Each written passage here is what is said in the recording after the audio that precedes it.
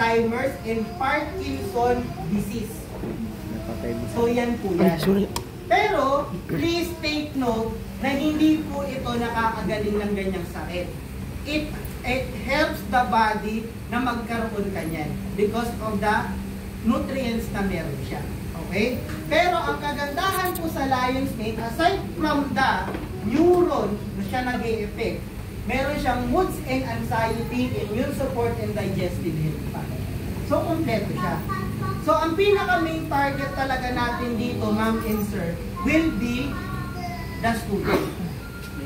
Okay? Especially the student that is on a college level. For example, you are going to market saturate for the school.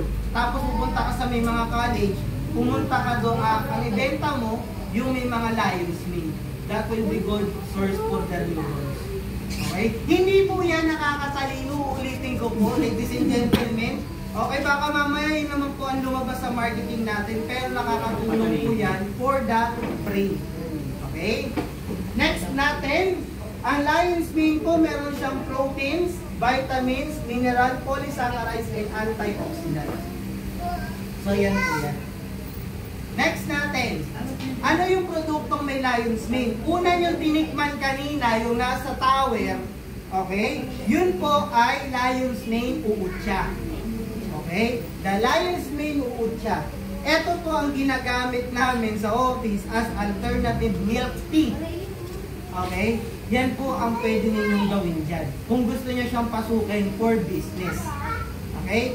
Ngayon po, normally kasi, ang mga lion's mane utya, yung ating pong tinimpla dyan, iniinom po yan as mainit. Hindi po malamig.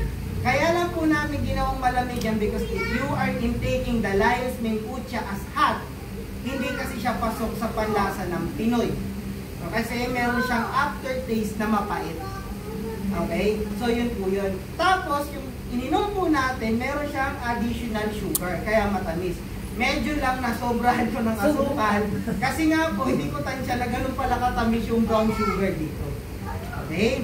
Next part natin, syempre, aside from the utya, we have the coffee of the lion's mane.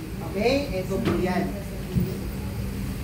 Meron tayong kape na lion's mane. At of course, we have the lion's mane that is for the tablet and powder. Meron po tayo yan. Powder and tablet. Got it po? Yes. May question po ba tayo? For our product highlights?